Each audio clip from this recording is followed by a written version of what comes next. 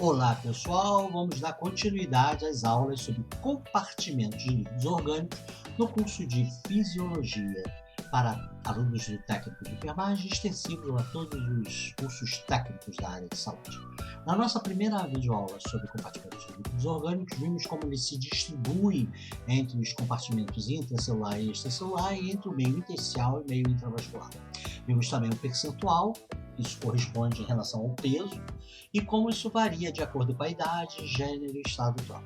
Na segunda aula, nós definimos novamente o que é o líquido intracelular, extracelular, meio intersticial, do meio intravascular, vimos as características iônicas e suas excepcionalidades, características iônicas de cada líquido.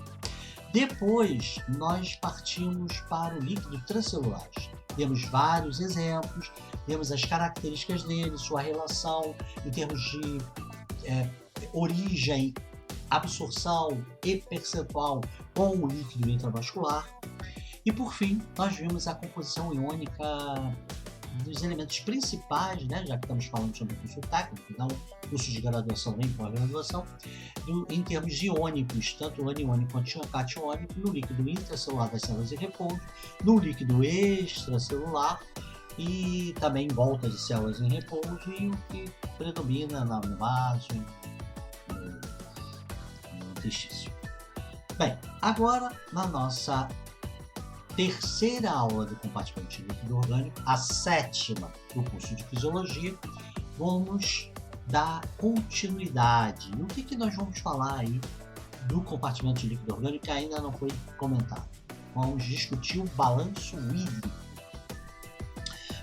Ou também chamado balanço hídrico eletrolítico. O que é balanço hídrico? É aquilo que a gente ganha no dia a dia de líquidos, é aquilo que a gente perde no dia a dia de líquidos, e também eletrólitos. Por isso que alguns chamam de balanço hídrico, está se referindo só à água, ou hídrico eletrolítico, quando também se refere a eletrólito. Então, quais são os ganhos de um adulto jovem, sem uma anormalidade, sem nada de excepcional? Como é que se ganha líquidos e o quanto que se ganha? Então, alimentos líquidos, o indivíduo ganha diariamente em torno de 1,5 litros. E aí inclui água in natura e outros tipos de alimentos líquidos, alcoólicos, não alcoólicos, não importa. Tá?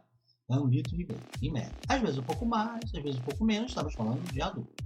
Agora, não é só ingerirmos água de alimentos líquidos, a gente ingere água também de alimentos sólidos. Alguns alimentos sólidos têm bastante água, como tangerina, laranja, limão, melão, melancia, outros nem tanto, quanto cenoura, dependendo da cenoura tem mais água, menos água, aipim, dependendo do aipim, a macaxeira, nos lugares tem mais água, menos água, mas todos, como é que a gente tira essa água? À medida que a gente mastiga e tem toda a atividade peristáltica e vai destruindo o alimento para retirar os nutrientes com as ações enzimáticas, a gente vai liberando água e aí está em torno de 1 litro.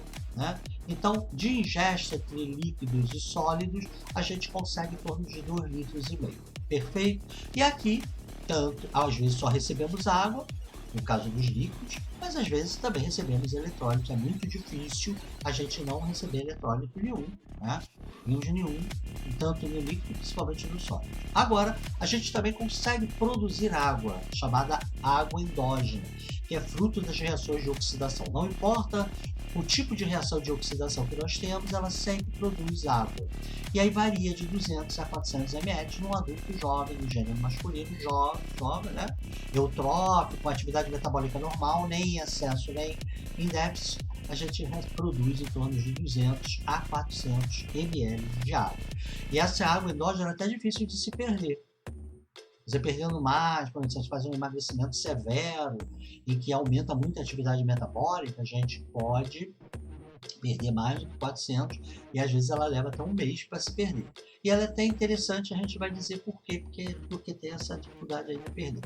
Então, isso justifica, por exemplo, de você ter mais água, como nós vimos em aulas anteriores, dentro do intracelular. Porque a maioria das reações de oxidação, nem todas, mas a maioria, se dá dentro da célula. Então, a gente tem muita água sendo produzida lá, a maior parte. Também a importância da água ter maior quantidade na célula. se adaptou com canais iônicos para dragar a água para dentro da célula, né? Por quê? Porque a maior parte das reações enzimáticas acontece na célula, eles precisam de enzimas, enzimas são solúveis em água, e a água ali faz uma sopa do material que a enzima tem que agir com a enzima, faz uma solução enzima-substrato.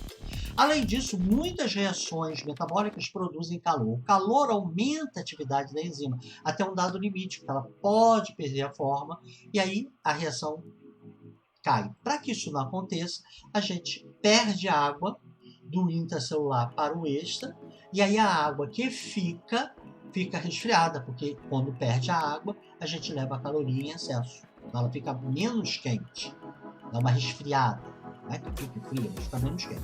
E também se começar a aquecer demais o extracelular, a gente perde calor de diversas formas de perder, que a gente vai estudar mais adiante na fisiologia, né? Justamente para controlar, e muitas das formas de perder calor também é perder calor da mesma maneira que perde água da célula para o intestício e para o vaso, a gente também perde do vaso do intestício para fora, e aí também a água que fica no corpo dá uma resfriada. Aí temos uma função que é a regulação da temperatura da célula para dentro. Então esses são os ganhos habituais. Perdas, a gente tem as perdas insensíveis, que é a evaporação cutânea, não é o suor, é a evaporação cutânea que a gente não vê, e que aumenta se os ambientes estiverem quentes, se o nosso corpo estiver quente, se o ambiente estiver quente, diminui se o nosso corpo estiver resfriado. Né? Não é resfriado da gripe, resfriado de vírus. Resfriado é mais frio, no ambiente mais frio, mas a gente sempre está perdendo perdas sensíveis a todo momento. Só que a gente não vê. E aí essa perda por evaporação cutânea é chamada de perspiração. Não é transpiração. Transpirar é do suor, é perspiração. Assim como a gente também perde pela respiração. Toda vez que a gente expira, se a gente expira com maior vontade, a gente perde mais água, de mais superficial, menos água. Se expira, né, põe o ar para fora, a gente, mais vezes por minuto, a gente perde mais água, menos vezes perde menos água, mas a gente sempre perde. A gente só excepcionalmente vê esse líquido quando a gente está num ambiente muito frio, nosso corpo está aquecido, mas o ambiente é muito frio, que a gente vê o vapor saindo. Caso contrário, a gente não vê. Bem, a evaporação cutânea mais a respiração, perdas insensíveis, ela equivale a 1 litro num adulto jovem, gênero masculino, sem nada de anormal na vida dele. E só perde de líquido, aí não perde eletrólito, não perde sal, né? Nem pela evaporação cutânea e nem pela respiração. A urina, um indivíduo que não está precisando, não está sobrecarregando o rim com nada e que não tomou exagero de água, né? Está tomando os seus líquidos normais, a água necessária para que os rins jogue o seu lixinho fora, diário é 1,5 litro a 2. Quem urina menos de 1,5 litro está tendo uma oligúria. Se não urina nada ou quase nada, anúria. E quem está urinando mais de 2 litros, sendo um adulto, está tendo uma poliúria. É o normal para ele funcionar 1,5 litro, 2. E está perdendo eletrólitos aqui. E pelas fezes bonitinhas, não diarreicas, moldadas, bonitinhas, a gente perde, um adulto perde em torno de 200 ml e também perde eletrólitos ali. Então a gente tem aqui, no padrão, 1,5 litro com 2,5. Com 200 a 400, então vai 2,700 a 2,900 de ganhos de água e eletrólitos. E perdas, a gente tem 1 litro a 1,5 litro, então 1 litro a 1,5 litro dá 2,5 com 2,700. Bateu ali. Mas a gente pode perder 2 litros e está dentro da normalidade. Então aí a gente já teria 500 ml a mais, que não importa, porque tem um dia que você tem outras perdas pequenas, mas tem outras perdas que a gente já vai comentar. Tem outros dias que os ganhos não foram tanto assim, um pouco menos. E aí, tanto o excesso, uma produção maior aqui de água endógena, um pouco maior, ou dentro desses 400 ml, pode compensar uma perda um pouco maior, ou uma perda menor pode compensar uma produção mais em cima dos 200 ml, ou uma ingestão que não foi 1,5 litro naquele dia como deveria. Então dá uma compensada e vai empurrando, porque o ideal num paciente padrão é que equivalesse perdas e ganhos e acesse um balanço hídrico zerado. Balanço hídrico é de fundamental importância para o técnico, porque ele vai ver e vai ajudar a fazer quando o paciente está internado em UTI, paciente cirúrgico, paciente de enfermaria, UTI que é de adulto, que é de criança, na emergência, pacientes em unidades intermediárias e todos os profissionais técnicos que vão trabalhar na área de saúde nesses espaços. Vai ser importante ter um conhecimento sobre o balanço hídrico aqui para a sua atividade, não só para entender o corpo como um todo, mas para a sua atividade profissional. Agora, há situações em que o balanço hídrico é positivo, é quando ele, francamente, o indivíduo tem mais líquido do que ele perdeu. Ou porque ele ganhou muito, ou porque ele perdeu pouco em relação ao normal, ou as duas coisas, ganhou muito e perdeu pouco. E aí ele tem um balanço hídrico maior, positivo. Isso leva à hiperidratação, que pode levar até aumento da pressão arterial, a edema agudo de pulmão. Isso a gente vai discutir lá na aula de desequilíbrio do eletrolítico, para estudar a água na nutrição dietética. Beleza. Mas às vezes é necessário. Internou um paciente desidratado, muito desidratado, e é bom que a partir daquele momento que você calcula o balanço hídrico até 24 horas depois, que ele tenha um balanço hídrico positivo, que ele ganhe mais água, muito mais líquido, é claro, aí por outras fontes, pode ser pela boca, mas pode ser também pela veia, por outras fontes, que ele produza mais do que ele continue perdendo naqueles dias, para compensar não só as perdas daquele dia, como compensar também o que ele perdeu da outra ocasião. Então, às vezes, é necessário, no desidratado, é necessário o balanço hídrico positivo após instalada a desidratação para corrigir. Mas no dia a dia, ela pode levar a problemas de desequilíbrio do eletrolítico, tá? E o que seria ganho excessivo? Por exemplo, a pessoa que tomou um soro no volume que deveria tomar por um X hora, tomou em poucas horas, e não perceberam isso, e aí, em vez de corrigir, dar um diurético para forçar o rim a eliminar aquele líquido, foram dando mais líquido, ou seja, uma iatrogenia, né? A iatrogenia, quando você produz uma lesão, produz um problema na saúde do indivíduo, causado por algum tratamento, né? E de uma forma inadequada, ou pela prescrição, pela infusão, enfim. Ou tem pessoas potomaníacas, têm mania de beber líquidos, não é especificamente bebida alcoólica, é líquido, água mesmo. Pode ser por distúrbios psiquiátricos raros ou por intoxicação pelo êxtase, dependendo da dose. O indivíduo fica compulsivo em dançar, por isso que ele era usado nas discotecas na Europa, que só dançava, saía da discoteca e continuava dançando, e começavam a desidratar, né? Porque perdia tanto líquido que desidratava. Então, as discotecas começaram, no boom disso, a colocar água gratuita, de fácil acesso. Como eles fazem tudo compulsivamente na ação do êxtase, dança, ri, beija, abraça. Quando bebia, e aumentava tanto a ingesta de alimentos líquidos num curto período de tempo, que até comprovou algo que era só teórico, que a pessoa poderia morrer de tanto ingerir água, e comprovou-se, infelizmente, né? Excesso de água endógena por atividade metabólica aumentada, induzida por medicamentos ou alguma doença endócrina metabólica, não chega a ponto, pode produzir um balanço ligeiramente positivo, mas só ligeiramente positivo, não chega tanto a produzir um desequilíbrio eletrolítico por excesso de ganho. Aqui geralmente fica nos potomaníacos, induzido por droga ou induzido por doença psiquiátrica, né, que tomam muito líquidos, também grandes glutões, né, também ou por infusão venosa de líquidos de maneira equivocada. Agora, podemos ter também um balanço hídrico positivo por perdas diminuídas. Uma taquibradiapneia, você diminui uma bradihipopneia. A bradipneia é uma frequência respiratória diminuída para aquela idade. Hipopneia superficial, então ele respira pouco de maneira superficial. Isso em 24 horas pode ter um significado. Não é muito comum produzir um significado a ponto de hiperidratar o indivíduo, mas pode contribuir com outras coisas aí. Também um ambiente resfriado, com a pessoa exposta e que ela evapora pouco. Mas vejam bem, tanto a bradipopneia quanto um ambiente resfriado, uma pessoa que não está agasalhada, ela vai gerar outros problemas. Então, no final de 24 horas, pode ser que se ninguém fez nada, ela até tenha morrido. Então, não vai desencadear uma hiperidratação por conta dessa causa.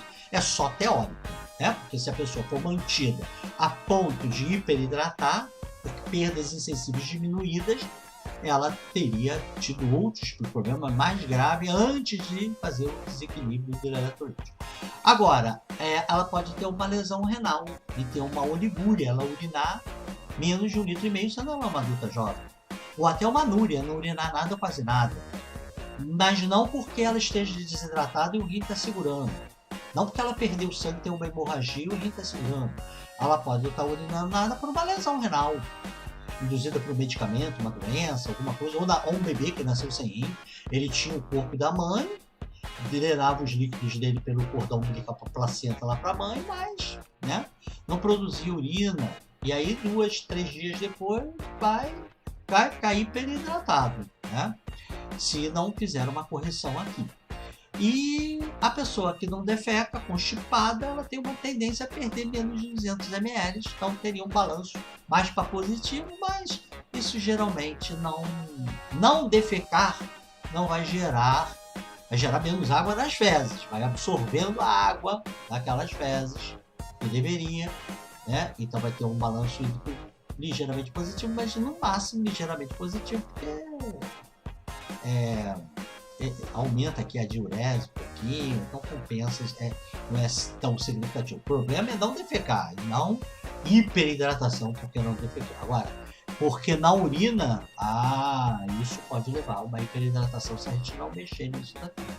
Agora, da mesma maneira que nós temos o balanço hídrico positivo, quando a gente deseja que o paciente desidratado que ele ganhe mais, ou positivo, levando à hiperidratação, ou ligeiramente positivo, e aí compensando um dia que não estava tão positivo assim, e aí nada acontece, nós temos o negativo também. O negativo é quando a gente ganha menos do que deveria ganhar, normalmente, ou tem uma perda aumentada mais do que habitual, ou as duas coisas, ganhou menos e perdeu muito. E aí, como é que seria o balanço hídrico? Se for ligeiramente negativo, pode compensar um dia que ele foi ligeiramente positivo e vida que segue. Agora, se ele for francamente negativo, ele pode ser até desejado. No indivíduo hiperidratado, seja por que motivo, você forçar o indivíduo a ter um balanço hídrico positivo, reduzindo a ingesta de líquido e forçando o indivíduo todo inchado, você tem que forçar ele a perder líquido, aí seria com a urina, aumentando a urina, e no final daquele dia ele tem um balanço hídrico aumentado, negativo, porque ele perdeu muito mais do que ganhou, que você restringiu, é positivo no indivíduo com hipervolemia, com edema generalizado. Vai fazer um edema na ponta do dedo, fazer isso, que vai fazer um desequilíbrio.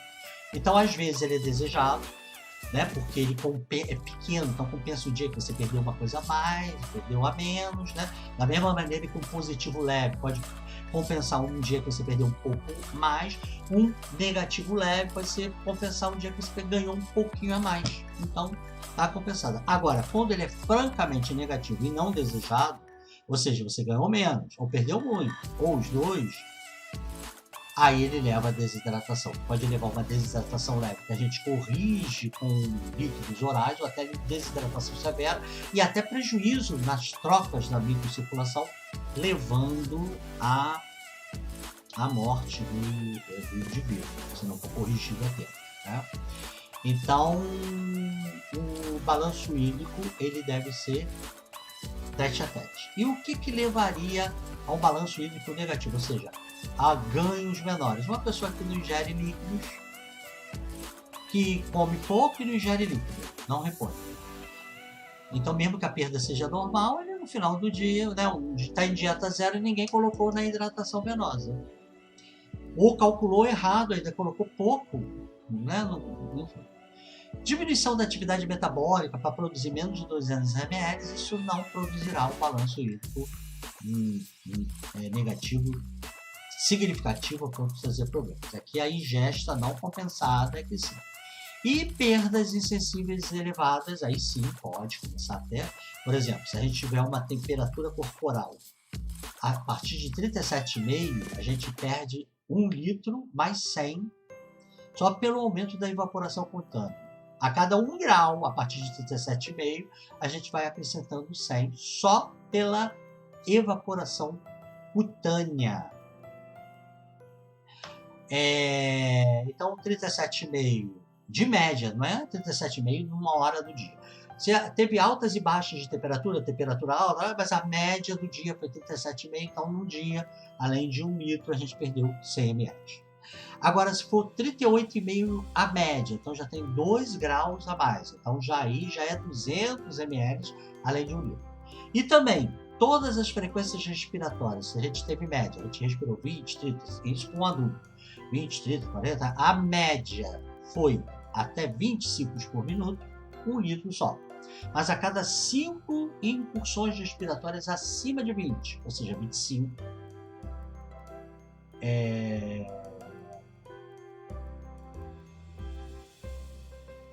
30, 35, a cada 5, a gente tem uma perda aí de 150 ml.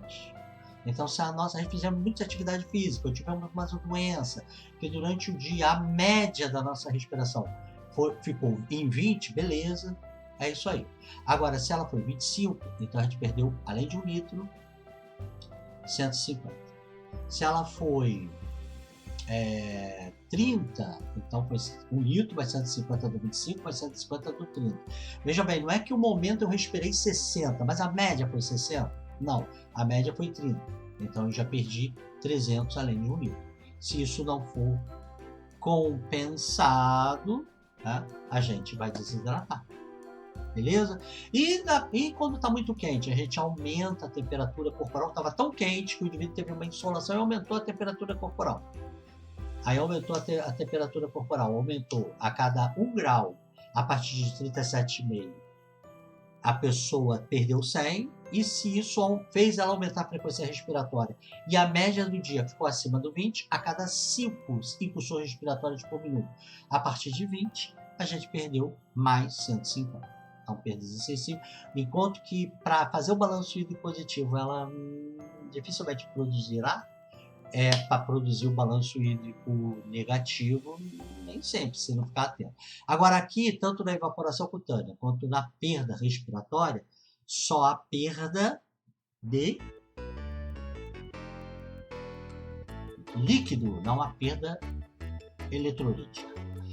Poliúria, né? Uma pessoa que tomou diurético sem necessidade, começou a mijar, ou tem uma fase da insuficiência renal que o rim não concentra urina, não consegue, começa a perder um monte de líquido desnecessário, ou o indivíduo que tem uma glicemia muito alta começa a urinar, né, açúcar pela urina. Então o açúcar ele retém a água que iria. Você lembra que eu falei que o rim absorve mais de 90% da água que é filtrada, aí vai absorver menos, ele vai segurar aquele açúcar e aí a pessoa vai urinar açúcar. Ou seja, ou quando ela tem deficiência do hormônio antidiurético, ou o hormônio antidiurético não está em deficiência, mas não funciona no rim. Então tem várias doenças, várias situações que você pode produzir uma poliúria sem ter aumentado a ingesta. E aí, se você não aumentar para compensar, você vai ter um balanço hídrico negativo, e quanto maior a sua poliúria, mais chance de você desidratar e até chocar.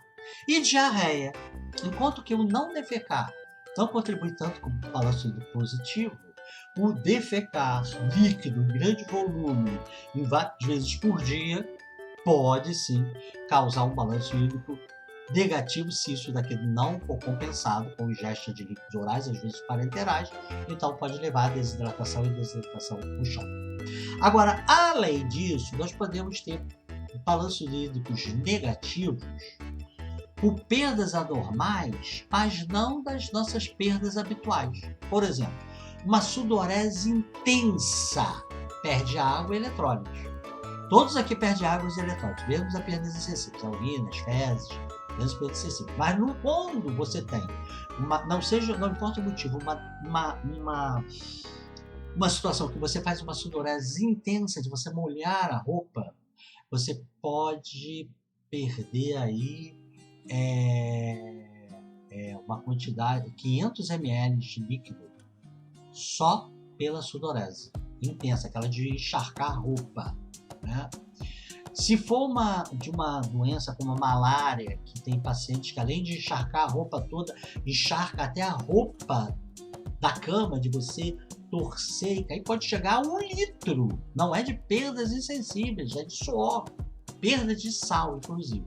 Então, você tem uma sudorese mais intensa na academia, ou no momento que você foi para um lugar mais quente, tem as compensações por aqui.